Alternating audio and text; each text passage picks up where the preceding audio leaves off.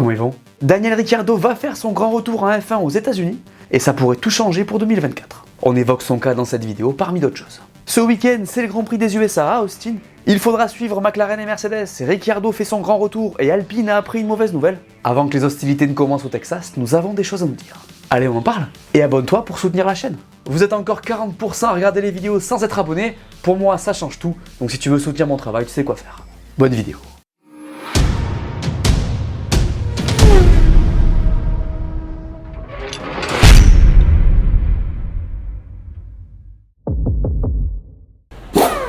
Vous le savez, si vous avez regardé les 3 dernières courses, l'équipe en forme du moment, c'est pas Red Bull, c'est pas Merco, c'est McLaren. Et pour eux, Austin, ça va être le révélateur. Parce que ce circuit est assez homogène, il y a de tout, il n'ira donc pas forcément dans le sens des qualités connues de la voiture orange. Je vous rappelle que les virages rapides du Japon et du Qatar la mettaient plutôt très bien. Donc ça va être intéressant à suivre parce que même si on sait que Max et Red Bull sont champions du monde, eh bien McLaren pourrait nous faire ce que j'ai envie d'appeler une petite remontée des familles. Ils sont actuellement P5 au championnat, certes, mais à seulement 11 points d'Aston, 79 de Ferrari et 107 de Mercedes. Alors autant vous dire que vu la dynamique pour Aston c'est fait, mais il y a une vraie question sur les deux autres équipes. Je l'avais d'ailleurs dit dans le débrief du Qatar, sur les 3 derniers Grands Prix, c'est les oranges qui marquent le plus, et de loin puisqu'ils mettent 30 points de plus que Red Bull. Cette fin de saison s'annonce plutôt sympa, vous trouvez pas? En tout cas chez McLaren on a les crocs. Après on n'est pas non plus hyper serein avant Austin, écoutez l'ambiance. Nous nous attendons à ce que la concurrence soit forte, et les prochaines courses pourraient être plus difficiles pour nous. Cependant nous partons en course avec l'objectif de marquer des points importants pour le championnat des constructeurs. Vous l'aurez compris, les prochaines courses nous diront vraiment si cette voiture a réussi à surpasser les qualités qu'on lui prête depuis la reprise. On a beaucoup parlé de McLaren suite à leurs derniers résultats et c'est normal. Mais quid de Mercedes? Je sais que vous n'avez pas besoin de rappel, mais je vais le faire quand même. Au Qatar, les deux voitures étaient 2 et 3 sur la grille quand elles se sont sorties ensemble. Lewis a abandonné, George est reparti dernier. Une vraie bérésina. Mais ce qu'on a tous remarqué malgré ce moment terrible pour l'équipe, c'est le rythme qu'a montré George Russell sur ce GP. Parce qu'au Qatar, c'était pas une Formule 1 qu'il avait, c'était Ariane 5. P4 au finish devant une Ferrari à la régulière et avec un rythme de fou, c'est à se poser la question de ce qui se serait passé sans cet accrochage. Bon, on le saura jamais, mais du coup ça pose une vraie question sur cette fin de saison. Quel rythme Mercedes va-t-elle être capable d'avoir? Première réponse à Austin donc, avec une évolution majeure. On écoute le patron de l'équipe. Nous apporterons un plancher modifié qui est la dernière évolution significative que nous apporterons sur la piste en 2023. Il s'agit d'une nouvelle étape dans la définition de notre trajectoire de développement pour la W15. Alors encore une fois, pas évident d'arriver avec une évolution sur un week-end sprint, mais on devrait avoir des réponses sur leur cas dès ce week-end.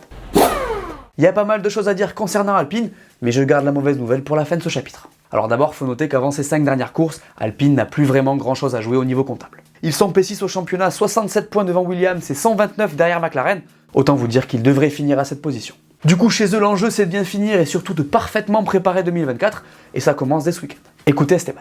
3 courses consécutives représentent une période intense pour tout le monde en Formule 1, donc nous devons prendre soin de nous, rester focalisés et nous concentrer sur les choses importantes. Nous chercherons à prolonger l'élan du dernier Grand Prix à Austin et à bien nous placer pour nous battre pour les points dans le sprint et la course de dimanche. En vrai, cette voiture, elle a été assez intéressante sur les derniers GP en termes de perf, donc j'ai hâte de voir ce que ça va donner sur les prochains circuits. Maintenant, une autre info les concernant, et vous allez avoir un déjà-vu. Vous vous rappelez de la vente de 24% du capital de l'équipe à un groupe d'investisseurs mené par Ryan Reynolds? Eh bien, une liste de sportifs célèbres vient de se joindre à Otro Capital dans Alpine F1.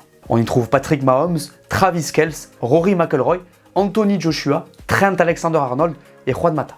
Donc des joueurs de NFL, un golfeur, un boxeur et 2 footballeurs. L'objectif est de pousser la marque Alpine encore plus dans le monde entier. Je vous donnerai un avis plus poussé quand j'aurai eu l'occasion d'en savoir plus sur la question. Je passe donc à la mauvaise nouvelle du jour, et elle concerne le moteur. Et oui, vous l'aurez peut-être vu passer, mais la FIA a rejeté la demande d'autorisation spéciale demandée par Alpine pour développer son moteur. Rappelez-vous qu'ils se disaient qu'ils avaient un déficit de 30 chevaux et que les accords en place leur donnaient le droit de combler leur retard. Le truc c'est que la FIA a mené son enquête et a donc refusé de donner cette autorisation pour une raison simple, le déficit ne serait pas suffisant. On parle quand même de 15 à 20 chevaux. Ça peut piquer très fort.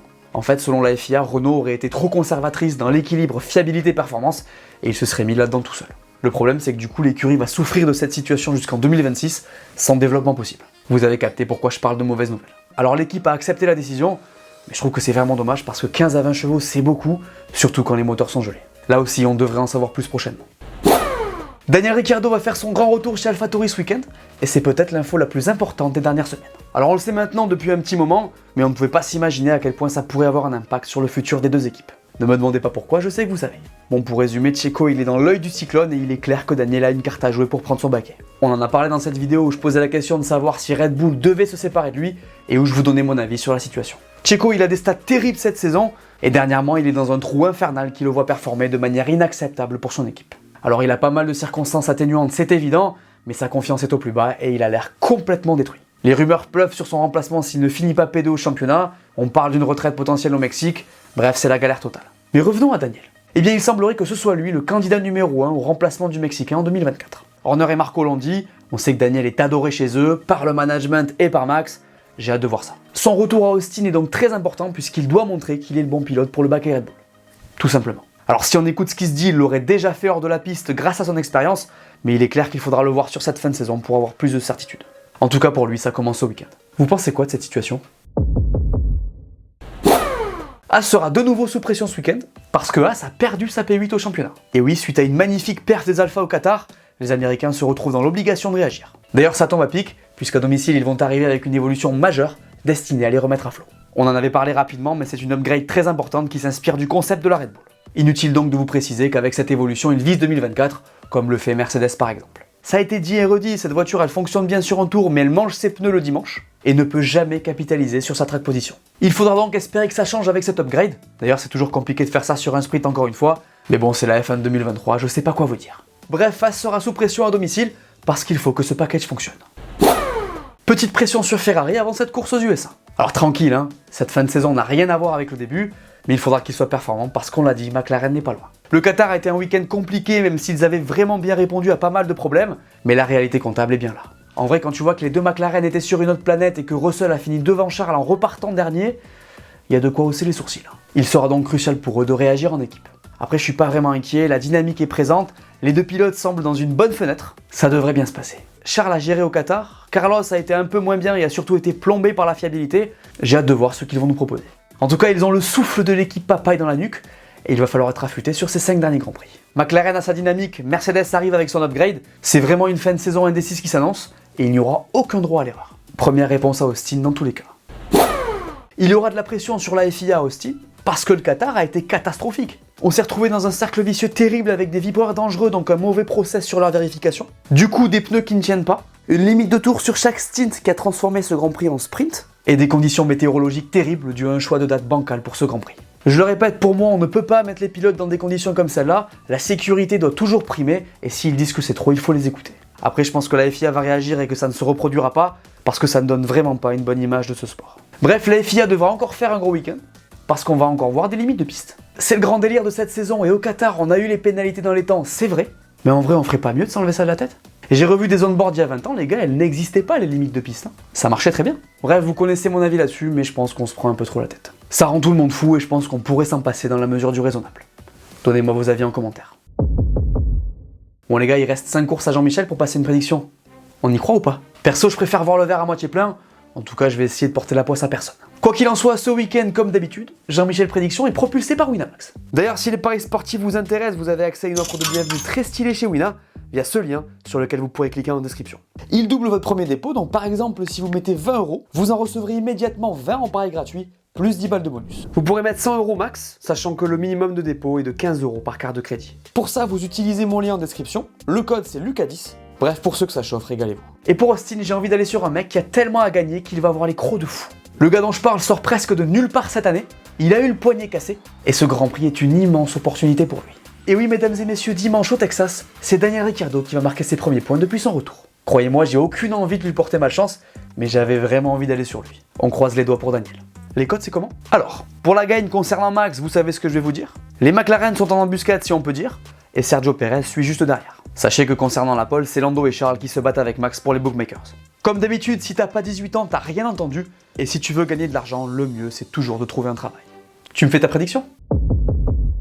Alors, ce circuit d'Austin, l'un de mes préférés au calendrier sur les nouveaux tracés. Ce circuit des Amériques est un mix des plus beaux circuits du monde avec un premier secteur inspiré des courbes de Silverstone ou de Suzuka, un passage du 12 au 15 qui ressemble au stade d'Hockenheim, et un premier virage en montée un peu comme à Spielberg. On fait un tour ou quoi?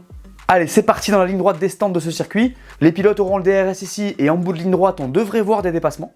On est donc à fond jusqu'à cet incroyable virage 1 en montée et à l'aveugle, où on va pouvoir prendre plusieurs trajectoires. En sortie, on monte légèrement sur le vibreur à droite, mais pas trop. Et là, c'est à fond pour entamer les S de ce premier secteur. Ici, c'est pleine balle jusqu'au 5 où on va légèrement relâcher, puis tomber une vitesse au 6 et une autre au 7. Le premier secteur s'arrête ici, et on continue à pousser dans ces courbes jusqu'au 8, où il faudra lâcher un peu de vitesse et bien garder la corde. On repart sur les gaz et là c'est pleine balle jusqu'au 11 où on aura un des plus gros freinages du tracé. Ici, la réaccélération sera clé puisqu'on va entamer la plus longue ligne droite de ce circuit et naturellement, les pilotes auront le DRS. Au 12, on tombe 5 rapports et on finit le secteur 2 en allant vers le 13. On entre dans la partie inspirée du stade d'Hockenheim avec une partie qui se fait à vitesse moyenne mais avec 3 virages plutôt techniques. Les 16, 17 et 18, c'est à fond et c'est hyper impressionnant. On tombe 3 rapports avant de foncer vers le dernier virage. Attention à la motricité ici. Et c'est la fin de ce tour. Vous aimez stresser? La météo de ce Grand Prix à Austin. Vendredi, c'est grand soleil avec 36 degrés quand même. Samedi, c'est pareil avec 34 degrés. Et dimanche, on aura la même, mais avec 32.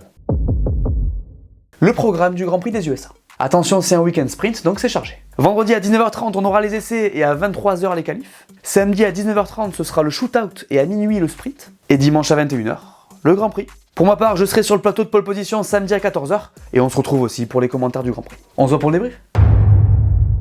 Voilà, merci à tous de m'avoir écouté, j'espère que cette vidéo vous a plu, laissez-moi un pouce bleu, dites-moi en commentaire ce que vous pensez qui va se passer ce week-end. N'oubliez pas d'aller voir mes dernières vidéos que vous n'auriez pas vues, dites-moi tout, et on s'abonne. Allez, ciao!